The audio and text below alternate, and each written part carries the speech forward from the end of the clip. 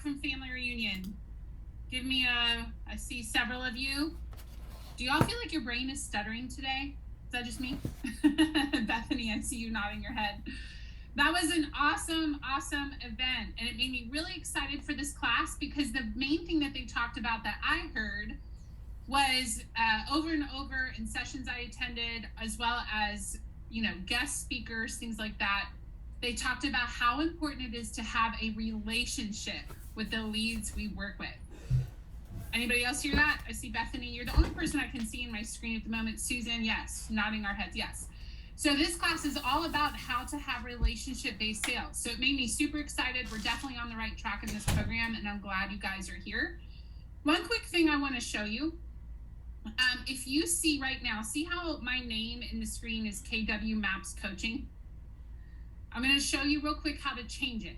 There's several of you that I know you and you're logged in as maybe your Rainmaker's name or someone else on your team. I would love to get to know your names attached with your face. So let me show you how to change your name real quick. You're going to click on participants at the bottom of Zoom. Then you're going to find the name that you're logged in as. So I'm going to find KW Maps Coaching. It should be actually the top name in the list because it's you. And if you hover over your name, you'll see a pop down that says rename. And if you click on that, you can call yourself what your actual name is. So I'm going to go ahead and change mine to Anna Krueger. There we go. And you guys can do that as well. So just a quick little tip. Okay. All right. Well, let's go ahead and jump in. We have a lot of ground to cover today. And then at the end, we'll open it up for anything that you guys want to share as far as good things that happened between last week and this week, as well as any questions that you guys have about today's content. So today we're going to talk about timeline. We're also going to talk about how do you get the client to call you? How many of you feel like you chase clients? You're just chasing them. Or they talk about how it's like herding cats. Anybody of you ever hear how real estate is kind of like trying to herd a cat? It can feel that way sometimes. So today we're going to talk through how do you get the lead to call you versus you constantly calling the lead. There is a way to do it. And then we're going to role play. And essentially, that will be me walking through some scenarios of how would you talk with a client in these different situations. I do want to say real quick, this fall, last fall, I was visiting my friend Katie in Minnesota. And Katie had 3 kittens. And at night, Katie would try to put the 3 kittens in the basement. And I started laughing hysterically, and she didn't know why. But I saw her literally trying to herd cats. And it was so funny. She would put one in the basement and then turn around and one would sneak out. And then she'd put the other one in there and then another one would sneak out. And I watched her for probably 10 minutes trying to get 3 kittens into the basement. And I thought, if that's not a picture of real estate, I don't know what is. It really made me laugh. So again, today we're going to learn how do you make it that you're not constantly chasing them and you are instead training them to call you. Okay? All right, so let's go ahead and jump in. So the first thing we're going to talk about is the timeline of a lead. And I touched on this briefly last week, but we're going to go a little bit deeper with it today. So remember last week we said it takes 10,000 hours to get to mastery, right?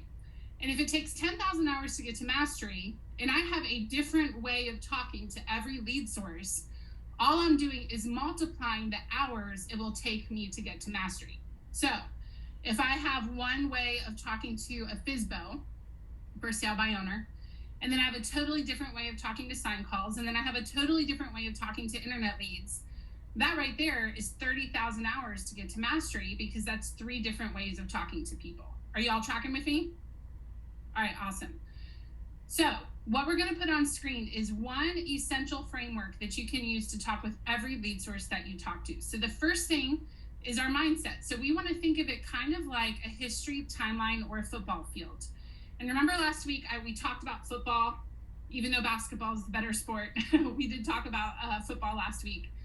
And we said, imagine that you have a football field. And on your football field, that represents your database. And you can have as many footballs on the field as you want.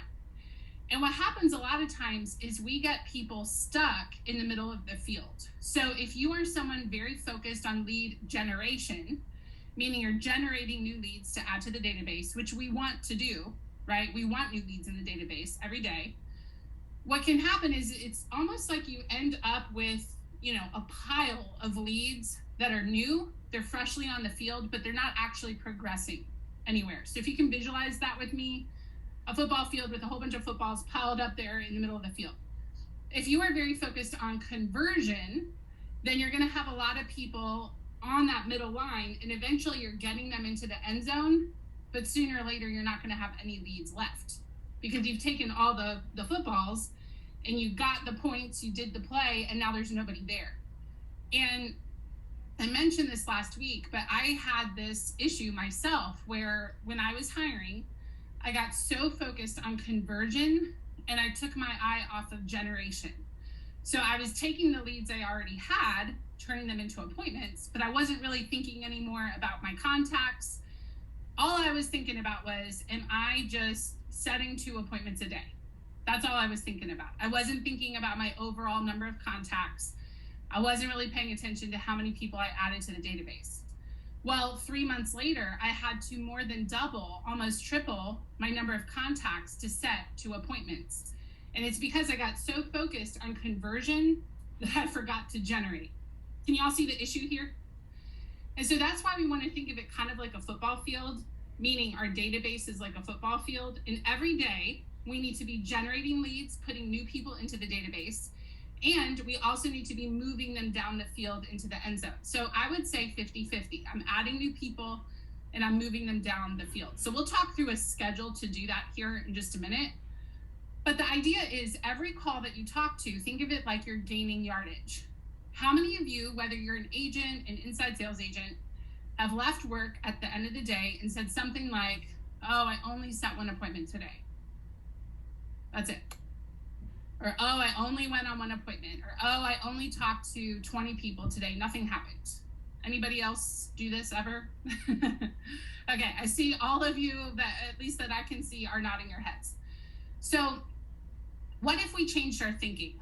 Can you imagine in the football field if we were like, oh, what a terrible play. They just gained 20 yards. Terrible, terrible. We would all think, I mean, I'm not even a huge football fan. And I would look at that person like, do you not understand this game? They just gained 20 yards. Like, we should be losing our minds right now, cheering for them and clapping. Why are you acting like that was a bad move? So what I want to help you guys with is start thinking at the end of every day, how many people did I gain yardage with? So that might sound something like, all right, I set 1 appointment today and I had 3 people agree to talk to a lender. And I had another guy agree to talk to his wife tonight about her motivation to move. Do you see the difference in how you're going to feel when you start tracking the movement of how many yards you gained, so to speak? So that's what today's going to be a lot about, is how do you gain yardage? How do you set steps where people are committing to action, even though it might not yet be the appointment, or even though they might not have yet signed or written a contract? How do we, in every day, move people forward? Because that's realistic. Not everyone you talk to is going to be an appointment. But imagine how different your mindset could be, even by our next call, if you just simply start tracking how many people you move forward, even if they weren't quite yet an appointment, okay? So it's a big thing. I have a personal goal to get a hashtag going, gain yardage. So y'all can help me with that, gain yardage, because that's really what it's about. So every call, you want to move the person forward and have them commit to making a play or complete a play. So again, we're going to talk through today how exactly you do that, okay? All right, so moving on. We're going to revisit the foundational order of a conversation. And this goes to why we have 1 main construct of talking to every lead that we work with. And that number 1 is motivation. And we talked about this last week, so I'm just going to go back over it kind of quickly. But motivation, somebody tell me, how long should you be spending on motivation based on last week's call? About 3 minutes. 3 minutes. Bingo, you guys got it. So 3 minutes on average. You know, if you're 2 minutes and 50 seconds, you're fine. But if you're 1 minute and 30 seconds, my strong inclination would be you do not have their true deep level motivation just yet. And if you're talking to them for 6 minutes, granted, there could be some exceptions, but most likely you are talking about things not related to motivation, most likely. And last week, the whole call, well, most of the call was about how to dig into client motivation. So if you're wondering how to do that, or you just signed up, go back and watch last week's call. All right, so once you have motivation, you've spent 3 minutes, your transition is great. Well, let's see what we need to do to make that happen. And that's when you go into pre-qualify. Who can remember why pre-qualify is in parentheses? Only if they're motivated. Right, there's no need to do that if they're not motivated, right? All right, so only if they're motivated. And then for everyone, motivated or not, we're gonna give them a next step. And this is what today's class is all about, giving that next step. So that's why there's stars, is I want you to remember this is everyone, not just the motivated. So everyone gets a next step. You know, if they are not motivated, that next step could simply sound like our next step is to stay in touch, right? Our next step is to touch base with you. That's the next step. Ideally, the next step is to come in for an appointment, or your next step is to write a contract, or your next step is to hire me by signing right here. You know, and you'll know as you work with them what the next step should be. And then the fourth part of a foundational part of a conversation is give it a deadline. Give it a deadline. Write this in your notes. This is kind of extra. Put this in your notes, and I would star it, highlight it, because this is really big data point I'm about to give you. The deadline needs to be within 48 hours. Within 48 hours. Some of you are going to have a big takeaway today from this class, and this might be it. 48 hours. We actually hired someone to do some data research for people in the program, people outside of the program, and just find out, like, what's your show ratio? When you set an appointment, how far out is it? What percentage of them are showing up? And what we found is if the commitment, whatever it was, talking to a lender, an appointment, whatever the commitment was for the next step, if it was within 48 hours, it had a 70 to 80% likelihood of being completed. So write that down. Again, this isn't in your notes. This is just some extra information I'm giving you here. So if it happens within 48 hours, you'll have a 70 to 80% likelihood that they'll get it done. So Sandra, if I'm talking to you and I say, hey, Sandra, the next step is for you to talk to a lender, find out what you qualify for, how soon could you do that? Whatever you tell me, I'm gonna make sure it's within 48 hours by the time we hang up. And we're gonna do verbiage about that here in just a second. If I'm talking to Susan and we're setting an appointment, that appointment has got to be within 2 days. If it's more than 2 days, highly likely she will not show up. What we found, so here's the next data point to write down. Again, it's not in your notes, just stick it in the margin. If it's more than 48 hours, it drops to 20% likelihood that they'll get it done or show up. 20%. So how many of you are having a big aha right now? Maybe you're sitting there thinking, I've been setting all kinds of appointments and they're just not showing up.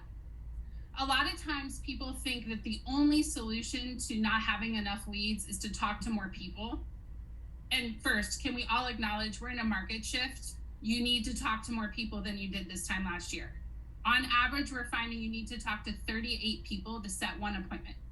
That's what the market is showing right now. Know your own numbers, because I don't know your numbers, right? But on average, 38 contacts will set one appointment right now. And, 2 years ago, 1 year ago, it was 20. So you do need to talk to more people. But what I will tell you is, so often I'll be coaching a team and they'll be only focused on more contacts. And then I'll realize, wow, their set appointment to appointment held ratio is like 40%. So what if you still talk to the same amount of people? We just got your appointments to actually show up. So it's essentially through skill, they correct the problem. They didn't need more contacts. Does that make sense to everyone? And so often it's contacts. And again, we do need more of those right now. Just don't get so hyper-focused on contacts that you're not being strategic with the rest of everything else. And so I'll just tell you, if your appointments are more than 2 days out, correct that today. You can start today setting appointments within 2 days. You will see an increase in the clients that are working with you by even our call next week. It's a pretty awesome thing to work on. I just got real passionate, could you tell?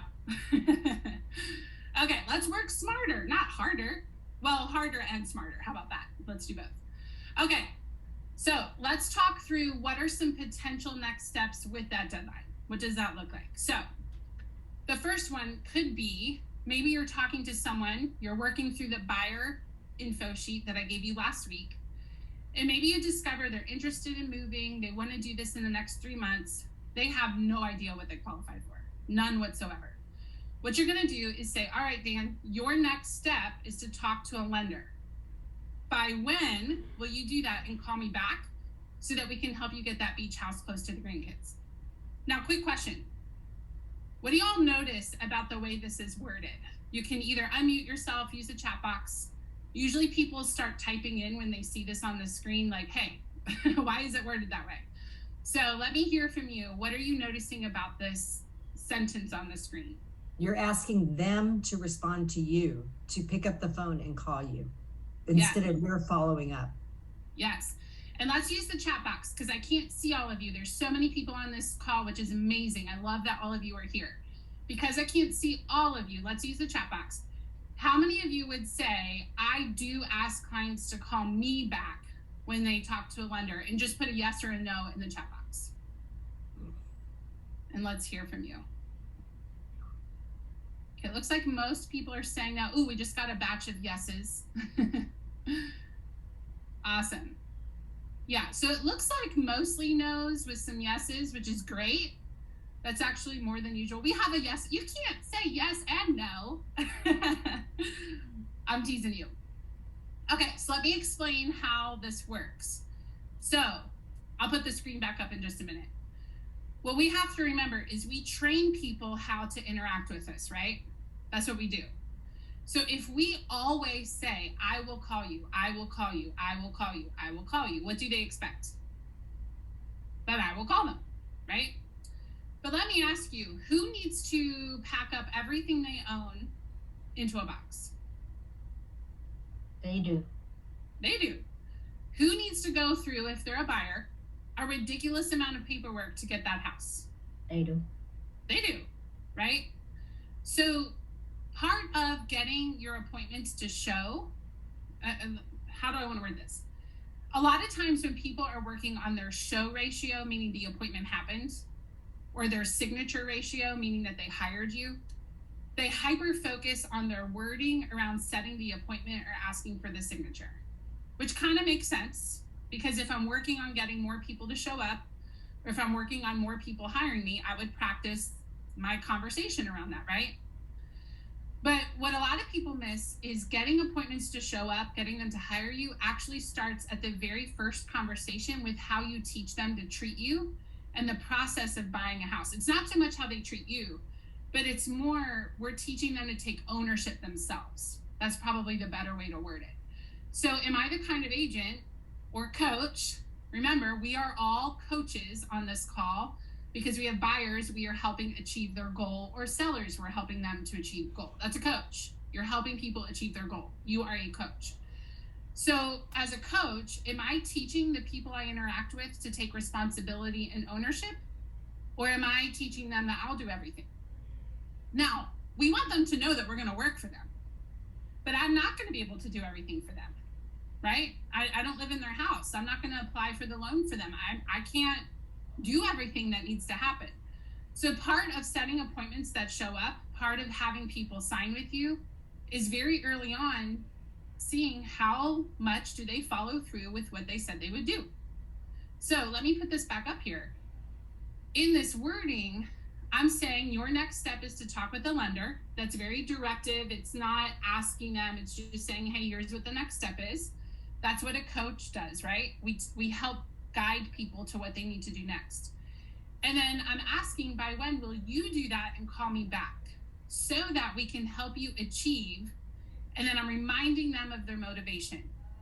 I just had a call right before this one with a very powerful team in Houston, Texas. And we were talking about clients that are just not really moving forward. And we said, hey, how many of you are reminding them about their motivation? And it was a little quiet. And I think we forget, we spend 3 minutes to get it on the first, right out of the gate. But the point isn't to get it and then never talk about it. The point is to get it and use it to remind them of why they're doing all of this hard work. So if I'm talking to Beth, it might say, hey, Beth, your next step is to talk to a lender. By when will you talk to a lender and call me back so that way we can get you closer to the beach to be near your family and retire early? That's really the next step for you. When can you do it? And I'm setting it up that she'll call me and I'm reminding her of her motivation. Pretty awesome, right? How many of you are going to implement this immediately?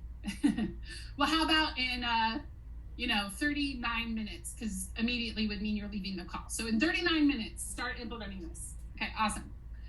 Here's the other thing, and then we'll move on to some of the other ideas. One of the worst things to do as a salesperson is to tell someone you'll do something and then not follow through. Can we all just agree? That's like one of the worst things we can do. And how many of you have had a day where you said, I would call someone, and then you had a flat tire on the way to work, or you got sick, or one of your kids got sick, or something happened and you weren't in the office that day, which meant now you're not following through with, I'll call you tomorrow, right? But if I told Arlissa, hey, call me tomorrow, let me know what the lender had to say she forgets, who is she upset with that we didn't connect? Probably herself. Some people will be upset with you because no matter what happens, they're just going to be that person that's upset with you. But if I set the expectation that it is your job to call me, if we don't connect, they're not going to be thinking, well, she said she would call me. No, I was supposed to call her. That's why we didn't connect. I didn't call her, right? And here's the last thing I want to say about it is please make sure, everybody hear me when I say this.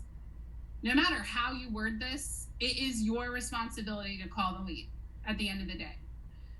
How that works though, if Arlissa was supposed to call me and we agree that she's going to call me by 4 o'clock tomorrow, I am putting a reminder in my phone, or on my CRM, I should say. I'm putting a reminder in my system for 4:05, 4:10. Call Arlissa. She was supposed to call me at 4 o'clock. And if I haven't heard from her by 4 o'clock, I'm calling her at 4:10. But let me just ask all of you, if you have someone that you want to trust to walk you through what's probably one of the scariest and most expensive things that you're going to do in your life, whether you're a buyer or a seller, how impressive is it if you said you would call them and then you forgot? It may called you 10 minutes later and followed up and did that. Think about what that experience is like as far as building trust, right? And so please know, it is your responsibility to follow up with the lead. But the lead is going to have the impression it is their responsibility to follow up with you. Will you just nod at me if this is making sense? Perfect. So it's like a win-win-win-win. How many of you would like your phone to ring more? I don't want to do all these outbound calls. I just need to talk to humans. So if I can get humans to call me, wonderful. Okay, so now I'm talking to humans. They're calling me. I'm still going to do some outbound calls, but hey, it's helping me hit my numbers faster. They're calling me. I'm not letting them down if I'm unexpectedly out of the office. And I'm also seeing how serious they are. Now, here's the thing. Let's say that I'm talking to Jay. Jay, it's great to see you. You're in like every class. I think that's amazing. I really, for real, have to say kudos to you for investing in your growth. It's awesome to see you. If I'm talking to Jay and say that one time he forgot and I call him, I'm not really that worried about it. But if I start to notice a pattern that 5 times Jay and I have agreed on an action item and 5 times Jay did not follow through, that would be a sign that maybe he's not quite yet ready for that appointment. So do you see how this will filter into helping you set better quality appointments? Even though we're not talking appointments today, today's topic will help you start to filter who's serious and who's not. Now for Jay, if he's continually not showing up, I'll talk to him about it and just say like, hey Jay, in fact, would you guys like a free language pattern it's not in your notes? We teach it later, but I'll just go ahead and give it to you now. This is in your notes, another class. So just jot this in your margin. The way you approach it, if someone isn't doing what they said they would do, 3 steps. Number 1, hey, you said, well, don't say hey. I said hey because I'm in South Carolina and it's a habit. You're just going to say, you said that you wanted X, motivation. which, by the way, you can't do this if you didn't spend 3 minutes getting motivation. You have to get motivation first. But number one, you said that you wanted motivation. You said that you wanted to move to the beach to be closer to the grandkids and retire. Part number two, I'm noticing, and then describe the behavior. And don't assume anything. It's not, I'm noticing you chose not to call me back. That's an assumption that it was a choice, right? When I say describe behavior, I mean, I'm noticing we haven't connected. There's no assumption there, right? That's just a fact. We have not connected. So number one, you said you wanted motivation, whatever it is. Number two, I'm noticing, and then describe the behavior. And then number three, make sure you smile when you do it. Hey, Jay, talk to me about what's going on there. And that's how you address someone who said they would do something and then they didn't do it. How many of you are going to use that on your teenagers tonight? This works outside of real estate, guys. In fact, most of what you learn in this class, you can use outside of real estate. We're just applying it to buyers and sellers, but you can totally use this with your kids tonight. You said you wanted to go to Sally's house. I'm noticing you have not done your homework. Talk to me about what's going on there. See? All right. So that's how you handle it if they don't follow through. And in my experience, they usually either get super real with me. And Jay might say something like, you know, I was excited, and after I hung up with you, I talked to my spouse, and they are not on board. Okay, at least now I know. We're having an honest conversation. Or the other thing that usually happens is they get into shape. They start doing what they said they would do because I called it out. It's usually one of the two. It's not usually anything else. It's like it's a wake-up call. Either they get serious or they tell me what's actually going on that they weren't opening up about. Okay? All right, so yeah, one more time, Jesse. Thank you, Arlissa. I see you guys answering each other's questions in there. Thank you. But again, you said you wanted motivation. I'm noticing, describe behavior. And then number three, smile. Put smile in your notes. Hey, talk to me about what's going on there. Or just talk to me about what's going on there. Any script that I give you with the word hey in there, you don't have to say hey. I lived in South Carolina now 14 years. It just comes out, okay? All right, and by the way, real quick, I see other questions in the chat box, and we'll cover a lot of that at the end. So just hang tight. I am not ignoring you. We will get to those. Okay. So let's get back into some of the other possibilities. So one possibility would be your next step is to talk with the lender. By when will you do that and call me back? And again, how soon does that need to happen? I see a lot of you mouthing it. Yeah, 48 hours. 48 hours. There you go, 48 hours. Now, if they say, today's Wednesday, you know, well, I can do that Monday. Well, what you can say is, hey, it usually takes about 15 minutes over the phone. What are the chances you could do that by Friday? I know that you really want to get to the beach. And so again, notice how frequently you're bringing up motivation. So any chance you could do that by Friday, you know, I know you want to get to the beach. So what I find is a lot of times they'll move it up. If I suggest that it happens within 48 hours, many times they will. Okay. Next, let's say that they mention, I want to move. I'm not sure that my spouse does. Here's a really good action item suggestions, because sometimes it's hard to know what to do in that scenario, right? They want to move, their spouse doesn't. What do I do? You know, ideally you can just get on the phone with both of them. But another option would be to say, hey, could you guys make a pros and cons list together of all the positives of moving and then all the things that would hold you back? And then let me know what they say. And that's another way that you could do it if you're not able to get them both on the phone. If you can get them both on the phone, I would just do it with them right there on the call. You know, hey, you know, so I hear that you want to move, that your spouse doesn't. You know, let's just talk it through. What are all the pros? What are all the cons? Hey, real quick, I keep hitting mute all, and then some of you are unmuting yourselves. I invite you to unmute yourself if you have something to contribute. I'm open to interaction. Unless you're actively talking though, please keep yourself muted because we're getting background noise, okay? So just make sure you're muted unless, you're sharing something.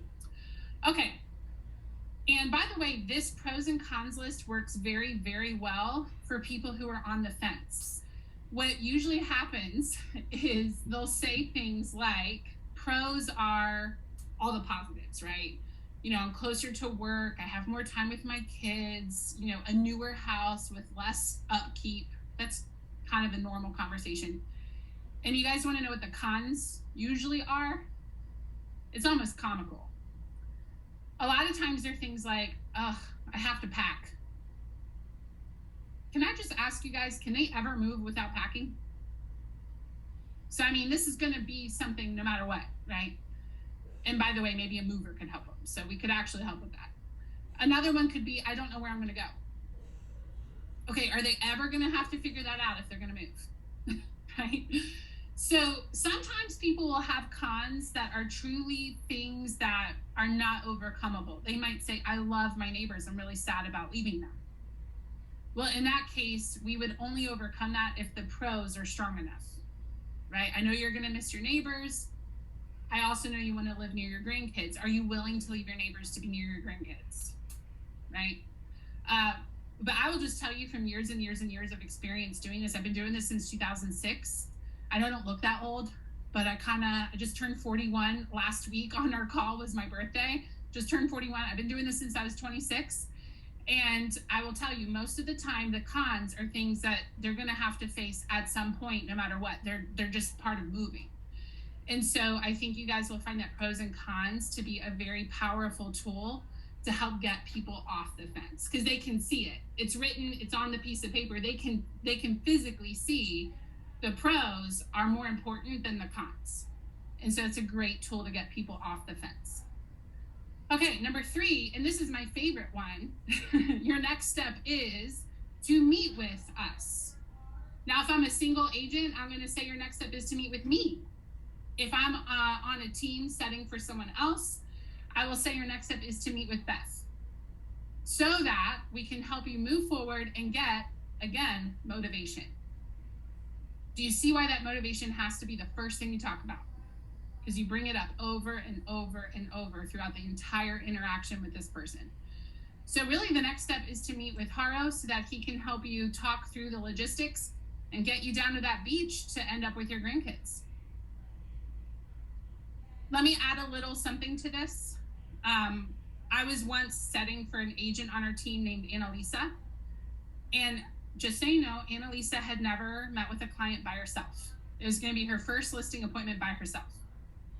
And how many of you set appointments for other people? I know agents, sometimes you do because maybe you're a buyer agent and you're setting a listing or whatnot. And if you don't, just hang tight because you can still use some ideas of what I'm about to say, even if you're a single agent. But I was setting an appointment for Annalisa and I built her up and I said true things, but they weren't listing related because she had never sold a house. She was brand new. But I said, Annalisa is one of the most dedicated hard workers I know. In fact, she just ran a marathon, which tells you this woman knows how to set a goal and accomplish it, and she's a hard worker. You are going to love her. If I was in a negotiation, I would want her on my side, which was true. She's mighty. She's a strong woman. So I said all these true things about her to build up meeting with Annalisa. Well, guess what? The day of the appointment, Annalisa was sick. So I called the lead and I said, hey, I just want to let you know, so you're not surprised, you're going to meet with Haro of, by the way, the Haro group. So does he know some stuff? Yes, he does. I had to talk them into meeting with Haro because they were so disappointed Annalisa was not going to be there. That taught me a couple of things. One, hype up the team because if that happens again, I don't want to lose a lead because the agent's sick or something. But that also told me, for those of you setting appointments for other people, the way I talk about the person they're meeting with has a significant weight in whether or not they hire the agent. They had never met Annalisa, ever. And she had never done a listing appointment by herself. And I feel confident that had she been there that day, she would have gotten a listing because they were so disappointed she was out sick. Are y'all hearing me? Those of you that set for other agents. So get to know your agents. What makes them so great? What makes them so fantastic? Are they good at multiple offers? You know, are they good with investments? What makes them special and unique? And talk about that stuff. So let me go back to this. It might sound something like, your next step is to meet with Jay so he can help you get to the beach to be closer to your kids. By the way, he's fantastic. He's already sold 12 homes this year and it's February. That's more than most agents do in an entire year. This guy knows what he's doing. And that's going to help get them really excited to meet with Jay. And then for someone who maybe isn't ready, perhaps you've talked with them, determined they're not motivated. For them, you could possibly say, you know what? Our next step is to follow up. I hear you saying you're not looking to make a move, and I want to make sure I'm helping you should something change. So when would it make sense to touch base with you again? And then here's a trick. This is a little nugget for you. Save my number as Anna Real Estate or Realtor. By the way, you can't use the realtor term if you're not licensed. So if you're here and you're not licensed, some ISAs are not licensed, do not refer to yourself as a realtor. But you can say real estate. So save my number as Anna Realtor and call me if things change. And the reason you do that is they probably won't remember your name. But if you train them, anytime you need something house related, just type in real estate or realtor and I'll pop up. That works. How many of you have people in your phone saved as the yard guy? Okay. Yes. My friend Omari started off as the guy I met at the treehouse, and he's like a personal trainer guy. And now he's my friend. But when he saw that in my phone, he died laughing. He's like, I'm in there as the treehouse guy. And I'm like, all right, I'll delete it because we're friends now. Now I don't need that little reminder. But it works, right? So just teach people, hey, as soon as we hang up, save my number in your phone as Anna Real Estate and call me anytime you need something house related. It works. Years ago, I had an expired lead call me. And who calls expireds here? Anybody? That's one thing I love about the market right now is expireds have come back. And I ended up with a wrong number. This guy lived in Florida. I don't know how he got on my list. I'm in South Carolina. And I just told him, hey, I can help you no matter where you live. If you need anything ever, real estate related, call me. And even though I'm out of state, I'll get you connected. Well, months later, this guy calls me and he said, I don't know if you remember me. We talked a couple months ago. I'm in Florida. And he had a referral for me and we got a referral out of it. And he told me, he's like, I couldn't remember your name, but I typed in real estate. So it totally works. Totally works. Okay. We'll do a few more things and then we'll open it up to questions. So some key elements in creating the next step. Number one is choose what the action item is.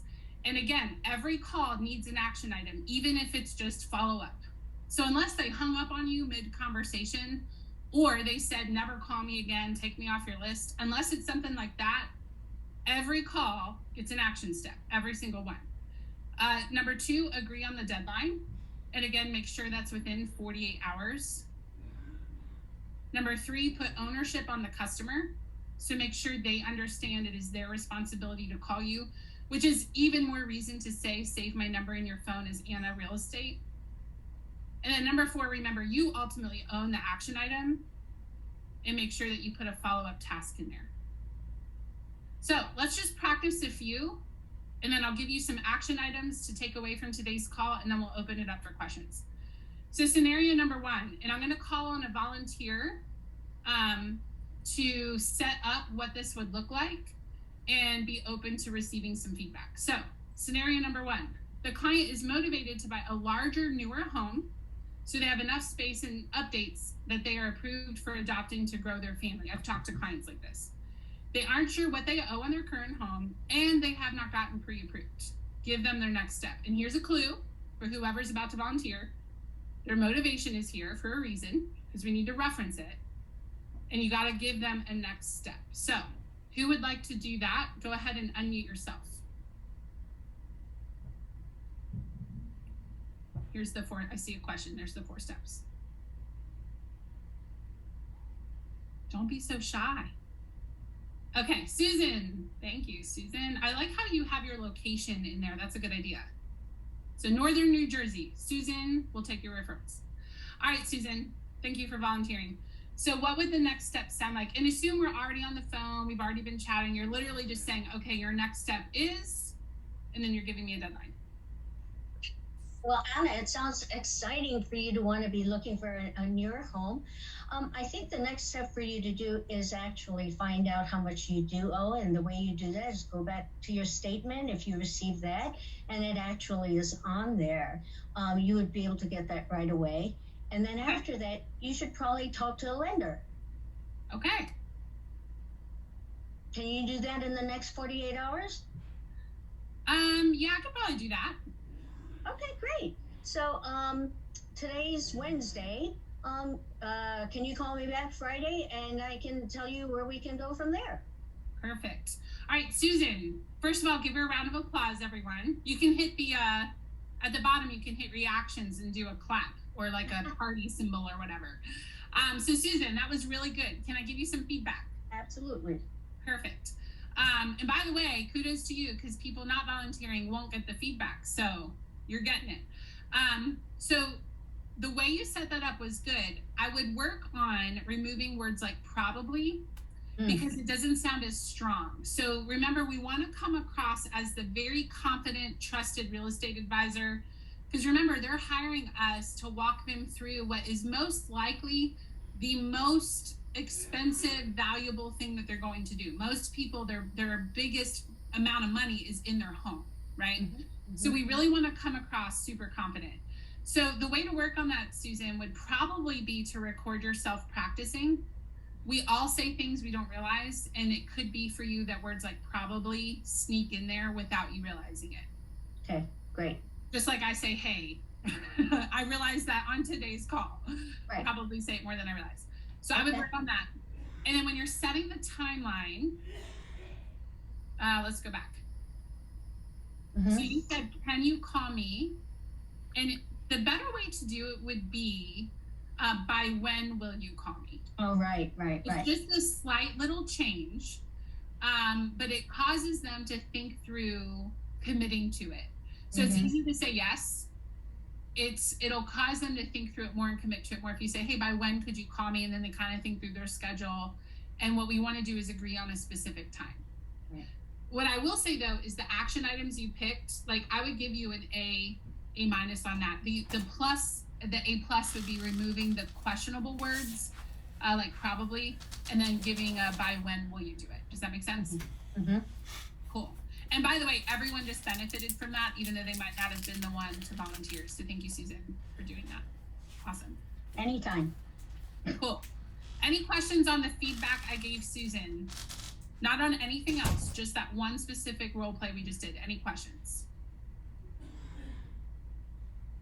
Oh, I think I say your name, Ileana, has a good question in the chat box. In regards to having them talk to a lender, wouldn't you want to connect them with a lender and not leave it up for them? So yes, you would then proceed with more info. So if I'm talking to Susan, I would say, really the next step is for you to talk with a lender. By when can you talk to a lender and let me know what they said? It's just real short. Keep it simple. And maybe we agree on by Friday at noon. Then I would say, Susan, you can work with any lender of your choosing. Make sure you guys make that clear because you do not want to be accused of forcing them to work with a particular lender. That'll cause you legal issues, okay? So I would say, hey, Susan, you can actually work with any lender of your choosing. I do have some I can highly recommend, and I'd be happy to connect you if you would like. And many times they'll say yes. But you want to make sure that you're making it clear it's up to you who you work with, okay?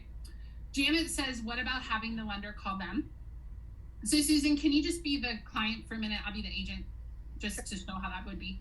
So Susan, your next step is to talk with a lender. By when can you talk with a lender? It'll take about 15 minutes. By when can you talk with a lender and call me back with what they said? I can probably call my bank and find out tomorrow. Okay, perfect. And here's the thing, Susan, you can work with any lender of your choosing. We also have some lenders that we have great experiences with that we know work really well for clients. So I'm happy to connect you. Would you like me to connect you with some of our trusted lenders? Sure. Okay, great.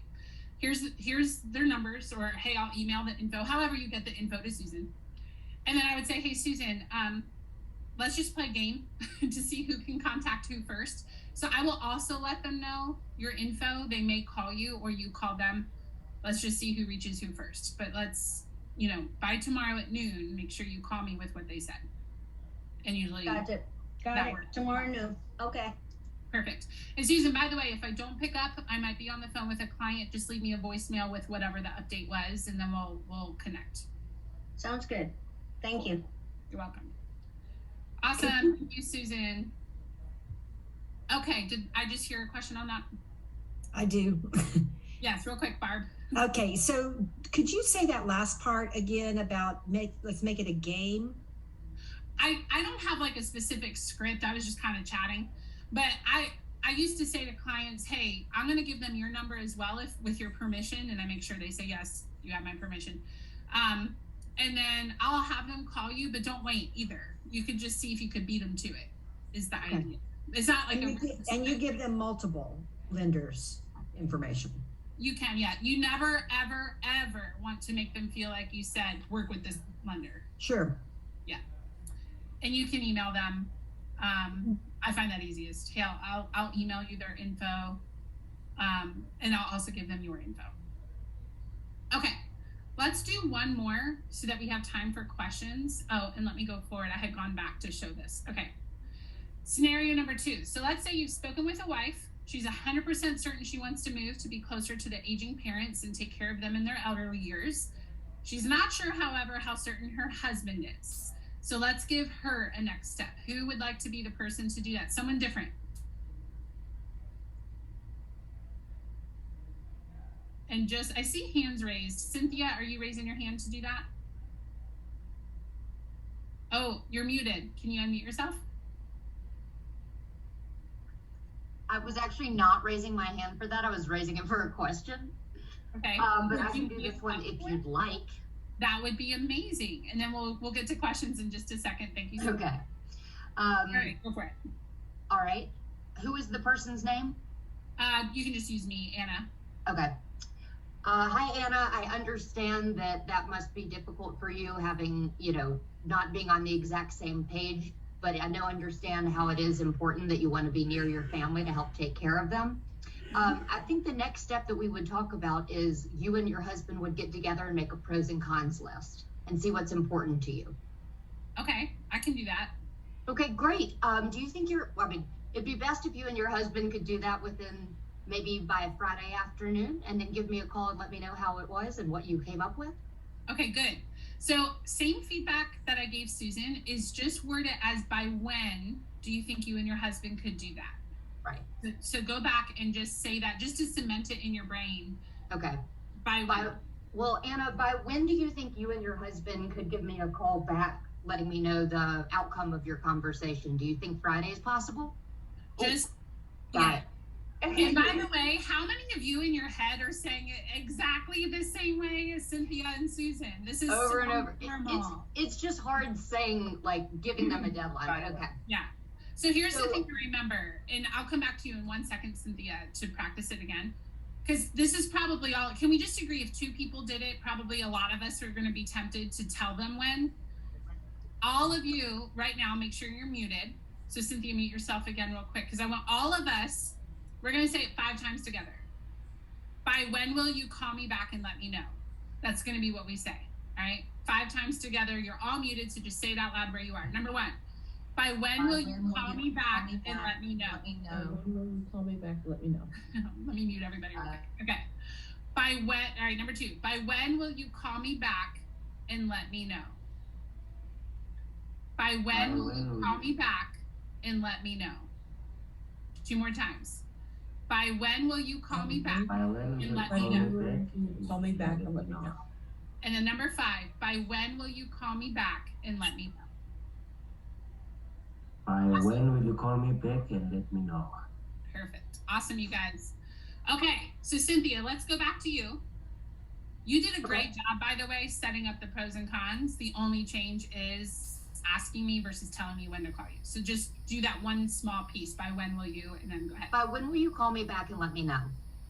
I could probably do that by Friday sometime. Okay, well, I will look forward to hearing from you on Friday about what y'all have discussed on your pros and con list. Perfect. All right, give her a round of applause, everybody.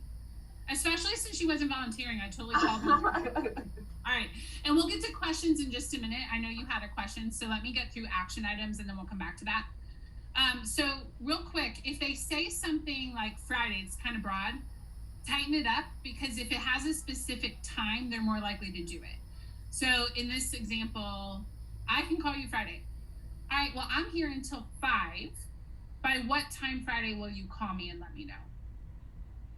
And then they'll hopefully say something by 5.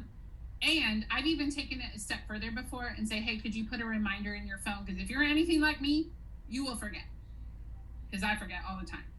So, hey, could you put a reminder in your phone to just remember to call me by 5 on Friday? And if I don't pick up, leave me a voicemail, because I might be on the phone with another client. And it works really well. I know I'm giving you a lot of language today, and this is why we record the calls. So some of you may want to go back and listen to some of this again. In your notes, if you hear something you want to hear again, put in, this was 51 minutes into the call. So when you watch the recording, you can kind of fast forward to that spot. So if they say a week from now, things like that, I like to say, depending on what the action item is, I like to say, hey, for most people that takes about 15 minutes, what are the chances you could get that done by Friday at 5? Because today's Wednesday. If it's Monday, I would say, what are the chances you could get that done by Wednesday around 3 o'clock? And honestly, a lot of the times they'll agree. And in this class, remember, we're in session 2 of 18. We will talk through what do you do with people that just don't agree to anything. We're going to get to all that. Generally speaking, though, if they're motivated and you're assigning a next step and they're putting it kind of far out, they don't know if they do it 48 hours later, they're not likely to do it. Nobody's ever taught them that. So you're just going to say, hey, what are the chances you could do that? I know that you really want to get to the beach to be with your grandkids. And so this is the next step. What are the chances you could do that in the next, 48 hours? And again, do you see how you're weaving in the motivation? You talk about it all the time. Motivation all the time. Okay, so let's go over action steps and then I'll open it up to questions. So for action, make sure you end every call, unless they said, remove me from your list, don't call me anymore. Every call ends with a defined next step. Our next step is to stay in touch. Our next step is to talk with a lender. Our next step is to talk with you in 6 months when you're ready, something like that. Then you're going to set follow-up tasks that clearly state whatever it was. So in Cynthia's case, if she were the lead, I would say, did she do a pros and cons list with her husband? And then number 3, celebrate every time you gain yardage, because it's a huge win. So make sure that you celebrate gaining yardage. So if you set one appointment today and you get 5 people to agree to talk to a lender, you moved 6 people forward. So I want you to start thinking of it that way, because that's going to boost your confidence. And as your confidence boosts, you're going to do better on the phone. Everything gets better as you acknowledge the work that you've done. If you were at family reunion and you heard Ed, the keynote speaker, the last day, said, what are you proud of today? What did you do today that you were proud of? And I think that that's a good question for us. Okay, real quick, some of the early questions I saw came in saying, how do I access this? Or how do I have a link for this person? Anything that is not content related, email maps@kw.com. Trust me, you do not want me handling operations type stuff. I'm a really good teacher. At least I hope I'm a good teacher. I can talk sales all day long. Don't ask me about the client portal. You don't want me to do anything with billing. I don't even have access to that stuff, probably because they know I would mess it up. So email maps@kw.com for anything technical regarding the program. If it is content related, best thing is to just ask it while we're on the call. But if we run out of time, you can always email me. So there you go. Okay, so let's open it up to questions. And to be clear, questions on today's content specifically. And then if we have enough time after those, we'll open it up to broad questions. But what questions do we have for today? And Cynthia, I'll start with you since you had a question and then I had you role play with me. All right. Oh, you're muted. Thank you. I appreciate that. So I just wanted to know, and this may come in session 3, but say you say, can you, excuse me, when you call me within, by Friday at 5, what if they say, like, I'm going to be traveling the next 2 days, and then you say that what you said about, I find that it usually takes about 15 minutes. Maybe a pro and con list doesn't take 15 minutes. Or, obviously it shows their motivation is not as high if they can't do it within the next 2 days, but. You kind of have to use your judgment after getting to know them. So for example, those of us that were just at family reunion for 5 days, 4 days, whatever, if you've ever been to that conference, you understand it truly is a challenge to have time for anything other than the conference, right? I mean, you can certainly prioritize things, but you're there for the conference and it really is morning to night. So if you asked me to do something related, in fact, I'm taking piano lessons. And I just told my teacher, I said, just so you know, when I see you next week, I will have done nothing on the piano, nothing. And it's not because I don't care or value your time. I'm just going to be at a conference. It doesn't mean I'm not motivated. It just means practically speaking. So Cynthia, I think you'll probably know as you work with people, is this a legit thing or are they just brushing it off? And ultimately, if they're traveling and it has to be, you do the whole, it's only 15 minutes. What are the chances you could do that by Friday? If there's really just no way, set it for as early as possible. And that will still show you, are they engaged or not? Because remember, people still do complete action steps. It just drops. Right? And if they don't follow up with you by, say today's Wednesday and they say they could maybe do it by Monday. If they don't follow up, if they say they'll do it and they don't, then we do it 10 minutes after the deadline. But what if they don't say they'll do it or they won't agree to a time frame? Then I would say, hey, I'm noticing, it goes back to what I said earlier, hey, I know you said you really wanted to be closer to the beach, and I'm noticing we're having a hard time agreeing when you'll talk with a lender. Talk to me about what's going on there. So if you remember the bonus pattern I gave at the beginning of the call, I would just use that, which by the way, we formally teach that later on. Okay. But there's a little preview for you guys. Okay, thank you. Cool. Okay, Austin asked a question in the chat box. When you first started, how did you overcome fear? Honestly, I wish I had a more exciting answer for you. It took just doing it. It literally, there's 2 things. I worked on my mindset, which I'll talk about in a minute, and it took just doing it.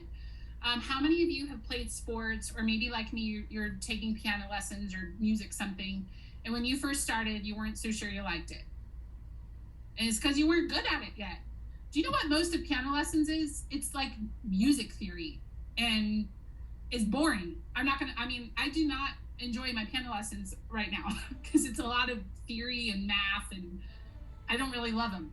But I know that what it will lead to is going to be super fun. I'm learning how to play jazz and blues music. I think it's going to be super fun, but I have to have my foundation. And so what I'm saying is a lot of times when we start something new, we don't enjoy it because we're not good at it yet. And the way to become good at it is to just do it and get better as you do it. The other thing is I started telling myself, and I really am not an arrogant person, but I had to build myself up in my head. So this might sound arrogant, but it was really me trying to build confidence in myself. And I was kind of self-conscious being in the same office as my rainmaker because he was so good. And I started telling myself, I bet if we started on the same day, I would be better than he is. And I was just trying to build myself up. That's it. But I bet if Harlow and I started on the phone the same exact day, I would be beating him. He just has more time than I do. That's it.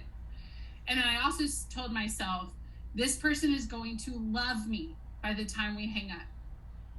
It's going to be fun to figure that out. Jesse, he might be cussing me out right now. He's going to love me by the time we hang up. I'm going to get him laughing. And it helped. It really did help. All right, what other questions do we have? Speak up kind of quickly, just so we can get through as many as we can. I see a question in the chat box. What if they're reluctant to tell you motivation? I would, if you're able to record calls in your area, I would record calls, Susan. If you have an occasional reluctant person, that's just part of the job. But if you notice, it seems like most people are reluctant.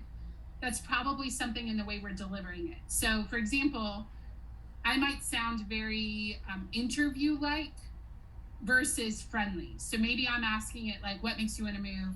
What about that's important to you? versus, hey, Susan, moving is a lot of work. What makes you want to move? See how it's basically the same question, but I sound very different.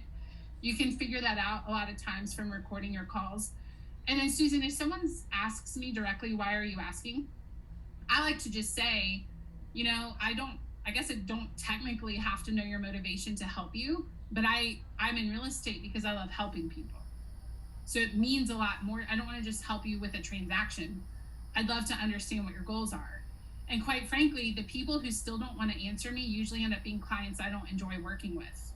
If I'm honest. And I find a lot of times people will then open up. Yeah. How do you handle overthinking? That's a good question. I don't. You know what? Have you guys seen that video? Who is it? It's a guy, and this lady pays him for therapy, and he just says, just stop it. Does anybody know what video I'm talking about? Okay, Nikki, what video? Can you put it in the chat box? I can't remember. Yeah, I'll have to find the link to it. Yes, Bob Newhart. Greg, yeah, it's Bob Newhart. Yeah, everything Greg, they say is stop it. Just stop it. Yeah, and I will say, Latrice, a lot of it is focusing on what's true. A lot of what we overthink about is imagined, and just focus on what's true. That can also help you. But yeah, it is Bob Newhart, and Greg changed his name to the hashtag gain yardage. I love it. But Greg typed in, it's Bob Newhart. If you just Google Bob Newhart, just stop it. It's comical. It'll make you laugh, but also it's comical because it's kind of true. But I would say focus on what's true. So if you're overthinking making calls, well, what's true? Have people already cussed you out today, hung up on you? Does everybody hate you? No. Okay, you're overthinking. It's not true. Okay. All right. I'm just looking here. How do you handle not sounding pushy with it? By the way, we're done with content, and I'm just hanging out a little extra because we have a lot of questions, but if you need to go, that's fine. How do you handle not sounding pushy with the deadline if you get the objection and then mention the 15 minutes? I think the biggest thing is just you're making it about them. A lot of times what makes us sound pushy is you're talking about what you need. That's what sounds pushy. But if I'm making it about them, so if I said, hey, Cynthia, I know that you said you really wanted that bigger house so you can adopt and grow the family. It really only takes 15 minutes on the phone. What are the chances you could do that, in the next 2 days? Does that sound pushy to any of you? To me, it sounds conversational, right? Hey, and you're making it about their goal, not I need this from you. If we're wording it like I need this is what I need, it's about me, that sounds pushy. If it's about the client, it sounds helpful. And in my experience, a lot of people don't realize things, talking to a lender, for example, they think that's more than 15 minutes. So a lot of times that brief education, it's only about 15 minutes. What are the chances you could do that by Friday? A lot of times they're like, oh, yeah, I could do that. Yeah. Corrine just typed in, so what you just typed in, they don't want to do pre-qual before meeting with an agent. That's actually an objection, which we're going to learn about how to handle objections in a future call. So that one's actually kind of a different scenario. It's more of an objection. Okay. So, how do we keep track of all this stuff to get our numbers and all this stuff? Because, it's just, yeah. It's like, I can either make calls or I can track or I can put it in the CRM. It's like, how do you? So, Arlissa, tell me if you're okay with this answer. That is a loaded question, which is why session 4, the entire session is about how to track and what are the systems around it. So if you can hang on for just 2 sessions, you're going to get a whole hour on that. Okay, great. Thanks. You're welcome. The short answer, though, is I would just be super basic about it. Have a piece of paper, and every time you talk to a lead, do a little tick mark or write their name down. I would recommend, I don't want you to wait 2 weeks to collect data until that session, but don't overcomplicate it. I just had a piece of paper beside me, and I just literally wrote down, I made a dial, someone picked up. That's about it. But that's a very big question, and that we have a whole hour in 2 weeks about it. Okay. All right, what if you called them back? Wait, what if you called them in bad time and they asked you to give wait, what? What if you called them in bad time and they asked you to give back later or another time? To call back later, I guess. When you called somebody and they said this is bad time, the question That's is next week. That's next week. Oh. I told y'all the first 4 weeks we hit the heavy hitting what must you know immediately. I got you guys. Got it. I wish I could teach you everything in 1 hour. That's 18 hours. And that's just not possible or practical. But next week is how do you open up a call and what do you do if they say stuff like that? So for sale by owners and expireds next week? No, we don't talk about that next week. Some of what we talk about though will address those calls. So for example, when we talk about opening calls and things like that, you can apply it to, what we just did applies to expireds. What we just did applies to FSBOs. Yeah. Is there a section that's dedicated to those calls specifically? No, and I'll tell you why. I will tell you exactly why. We don't need a section dedicated just to those calls because the construct I'm giving you in this class works for every lead source. So the buyer sheet, the seller sheet that I've put in class 1, we haven't talked about it at length, but remember I put the seller sheet in class 1 last week. That is the sheet I use talking to expireds and FSBOs, and I set on average 20 a month. And I just used that sheet. The only difference was what made you want to list your house a couple months ago. That's the only thing I changed. So that's why if any of you are wondering, why don't we have a class just for this lead source? It's because it goes back to, if you have a different way of talking to every lead source, you are multiplying how long it will take to master. Does that make sense to everyone? Yep. So really, truly, the only thing that might be different is how you open the call. And even then, you're just tweaking it from what makes you want to move to what made you want to move 6 months ago. You see? So I promise you what's there will work. I don't say my numbers to brag, I say it to build belief. I used the seller sheet that you already have to set 20 FSBO and expired appointments on average per month for, months, years on end. It works, okay? All right, last thing. I've seen a bunch of questions come in about the client portal. Where do I find the recording? Things like that. It's all in the client portal. Everything. Handouts. Everything is in the client portal. Everything. So I'll put the link to the portal real quick. But everything that you need regarding this class is in the client portal. Workbooks, handouts, all that. And also, I misspoke. When you said, what do we do if they say I'm busy, it's a bad time? That's not next week. It's week 5. I got ahead of myself. It's week 5. But yeah, we spend a whole half hour on navigating. It's a bad time. Call me later. You picked up the phone. There's a way to handle it and not be pushy. I promise you. All right, guys. Well, we are well over time, but we had a lot of questions, so I wanted to make sure we got to those. I will see you guys next week. Have a great rest of your day. Thank you for being here, and I will see you next week. Bye, guys. Thank you. You're Bye. welcome. Bye, everybody.